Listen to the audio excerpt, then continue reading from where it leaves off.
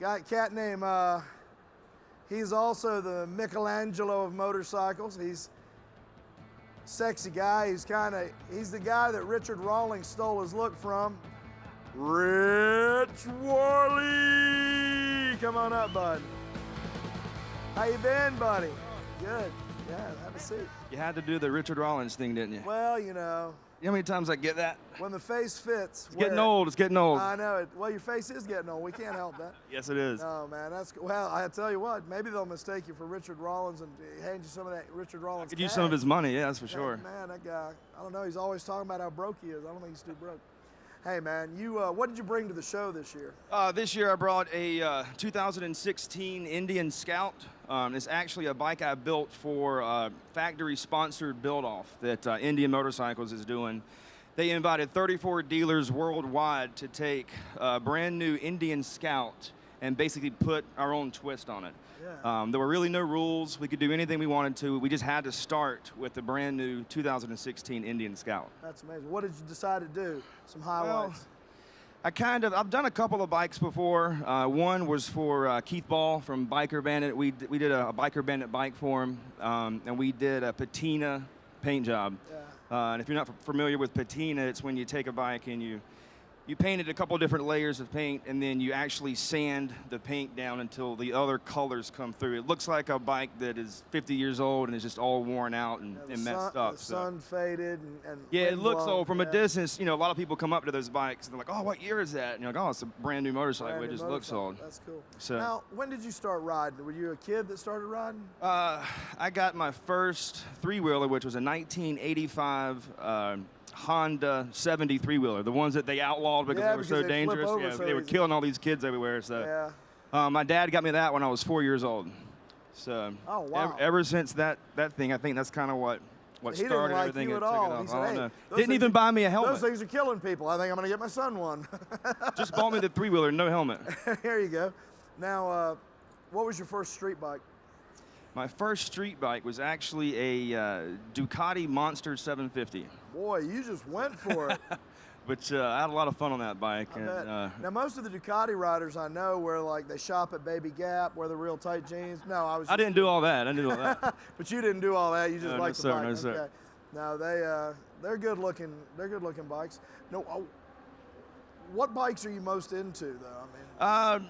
Well, speaking of the Indian I built, this is the first time I've actually built a motorcycle using something that's fairly new. I mean, new as in newer than a shovel head. You know, most of my bikes are pan head, shovel heads, older Harley stuff. So I was actually kind of excited to do this Indian because it was kind of out of my realm.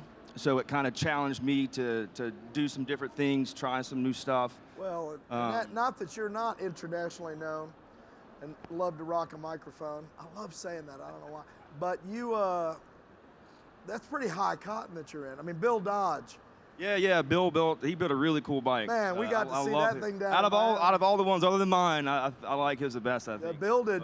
We got to see that down in Miami at the Progressive International. Yeah, it's a pretty cool show. There's 34 people internationally that were invited to build. We had one guy from I believe Australia, one guy from like Switzerland. So there's some pretty stout stuff that these guys do too. Yeah, I mean, yeah, those are you're in a league there. That kind of. I'm trying. Yeah. So now, when did you decide that that building motorcycles was something that you wanted to do? Well, I've always been into motorcycles. Once I got out of high school, I went to college for 2 years and had an amazing time. I mean, I wish I could go back. Yeah. But I think I had a little too much fun the 2 years I was in college. And come the third year, it was, I had to declare a major, and I'm like, I have no idea what I want to do. And my dad was like, well, what do you love more than anything? I'm like, motorcycles. He goes, well, go to motorcycle mechanic school. He goes, even if you don't do anything with it, you're always going to have motorcycles, so at least you can fix your own shit. So yeah, exactly. You'll save some money. So I went to MMI, went to AMI, graduated all that, and then started working at a bike shop. Okay. And eventually, a couple years later, the people that owned the bike shop were not doing so well, so I bought the bike shop and got into the bike business. And after being a mechanic... I want to stop you right there. This is classic motorcycle industry logic. I was working in a bike shop and it wasn't going well. So I bought it. That's when you know you love motorcycles. buy a failing business and try to fix it. I can be captain of this ship and go down with it. I can do it right. They did it wrong. I can do it right, you know? Yeah. But getting back to what got me into building bikes was after being a mechanic for so long, you really kind of learn how to work on stuff. And, I was doing some little custom pieces here and there. And after running the shop for so long, I kind of got a big taste of what it's like to own your own business and paying bills. You think owning a motorcycle shop, you'd be riding motorcycles all day long into the sunset. But it's really, you're sitting behind a computer paying bills and paying taxes and doing payroll.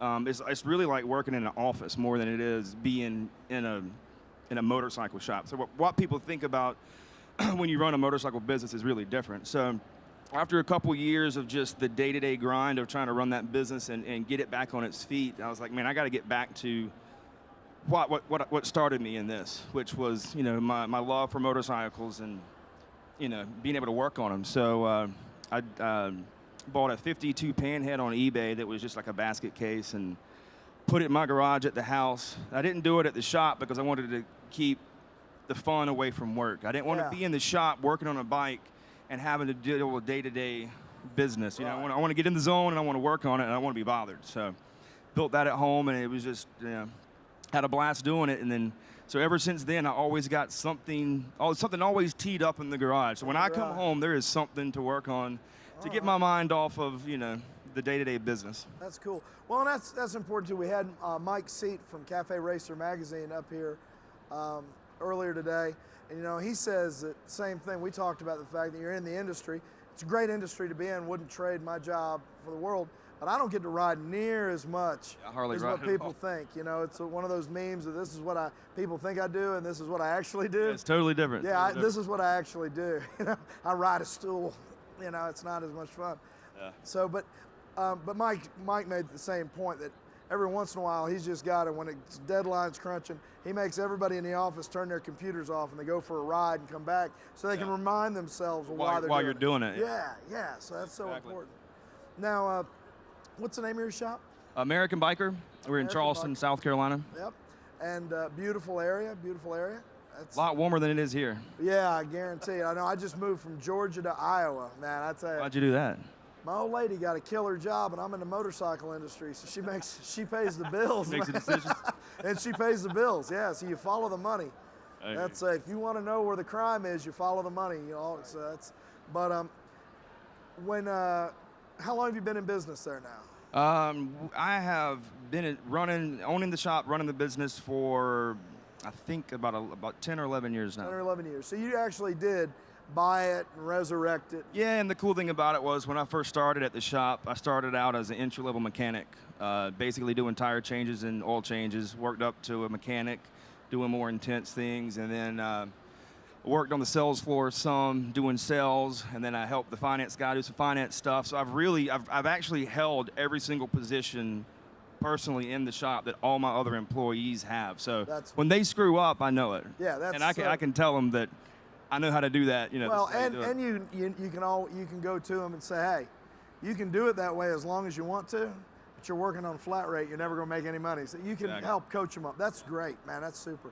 So, what's your next project that you're queuing up? Actually, it's got 6 wheels. Whoa! It's You're actually building a train? It's a prison bus. It's got nothing to do with motorcycles, but me and my buddy Seate there just bought a retired prison bus, and we're turning it into an RV that we can use to go to different bike shows. Awesome. And stuff. So all right. Cool. hopefully we're starting that next week. But after that, I got another slab side shovel sitting on the lift. So hopefully I got a frame on the ground. So. Get a couple of things done. I'm gonna probably start tinkering on that. Hopefully, what shows are you planning on doing this year? I just did the Easy Rider show in Charlotte, North Carolina last weekend. I got first place in specialty class with the Indian. The next one after this weekend will be the Chicago show, the IMS show in Chicago. Yeah. I'll be flying out for that. And after that, I'm got really any not rally sure. plans? You gonna try? I'm probably gonna go down to Daytona. All right. I'll be down there. Probably go to the Tropical Wheelies show. All right. Are you setting up anything down there? I don't think so. I think I'm going to go for fun this year and just try to A lot of people are around going for fun. I think we're all going to end up down there, and there's not going to be anybody down there to sell us anything. We can drink some beer. Hey, we'll just drink. That's right. They always have bars in Daytona. That's right. So, thinking about Sturgis at all? Or are you going to leave that one alone? I don't know. I might. I went to Sturgis for the 75th. Actually, I built that bike for Keith Ball, and part of the build was we kind of documented the whole build. And I rode the bike from Charleston, South Carolina to Sturgis, South Dakota in 4 days by myself, delivered the bike to Keith, and then I had Indian send me a demo bike. So me, Keith Ball, and Edge from the Smokeout Horse magazine, we spent the week in Sturgis, rode around, went and did all the scenery and stuff, and then Keith Ball got on the bike from there. He got a one-way ticket from Los Angeles to Sturgis. So when I handed him the keys in Sturgis, he rode the Indian from Sturgis to Los Angeles. So with the bike, when it was finished, made a cross-country trip from the East Coast to the West Coast. Now, is that bike the reason he just had hip replacement surgery, do you think? Might be. You should see the way that guy rides, man. He's a little bit older. He's a tall guy. He looks like a praying mantis when he's on a motorcycle. I could barely keep up with him. I thought I knew how to ride, and he was gone. He always thinks something behind him's on fire and chasing him, man. So. I tell you what, that guy's crazy. So, well, you represent your shop really well. You do everybody loves you. I mean, I try. Even though you look like Richard Rollins, everybody seems to like you. We still going there? We're still going there because I thought we were done with that joke. Because it hurts you. No, because it hurts you. I want to continue to pick that scab. I see that. See, that's why people walk up to me all the time and say, "Hey, you haven't lost that weight yet." I see. So people do it to me, so I got to find other people to do it. Fair enough. Fair enough. So, what are you most excited about this year for your business, for your family? What is it that you're looking for this year? Well, we've been an Indian dealer now for a couple of years. We're also a Victory dealer. We do a lot of used Harleys and stuff. I'm really looking forward to seeing what happens with Indian, though. Victory's been around for a while. They've done really great in the market. Indian's still new. Yeah. You know, and it's been doing great so far, but I'm really looking forward to seeing how much of an impact Indian's going to make on the motorcycle industry. Yeah. I think it's going to be big. I hope it's going to be big because I got a lot invested in it. Yeah, you hope so. Well, you know, when people ask the question, Indian has a rough legacy, but you know, Polaris got that snowmobile cash. You got it. I mean, they're not going to let any mud the name Indian has never been owned by a company like Polaris that has not just the money, but the resources, the technology, and the drive to really release a nice product. Absolutely. Before Polaris, it was a lot of people just bought the name Indian. They were throwing S&S motors in a Harley frame and calling it an Indian, which is just totally not what Polaris is doing with the Indians now. Absolutely. I have one of those engines. Our good friend Jeff Nager got it to me. It's going to be going down to Florida to get fixed. It has 0 miles on it. Nice. Yeah, Indian's legacy. But no, the new ones are absolutely phenomenal, so good luck with that. So, well, man, we're looking forward to seeing it. How can people get up with you if they want to check out your stuff? You can check out our website, americanbiker.biz. And if you go over and look at my Indian on the other side of the Ferris wheel and you like it and you want to vote for me, go to Indian Motorcycles website. It's indianmotorcycles.com. You'll see a Project Scout icon. It's right on the homepage. Click on that. It'll show you all 34 of the motorcycles that were built. And if you like mine, vote. If you don't, vote for somebody else. Yeah, but vote. But vote. Go Get out there and check it vote. Hey, and that's true in this next election, too. Oh, yeah, we got an election here. Unless you're not voting right. And if you want to know how to vote right, come see me right as soon as I get off stage. I'll write names down for you. So actually, I can't. I don't even know yet.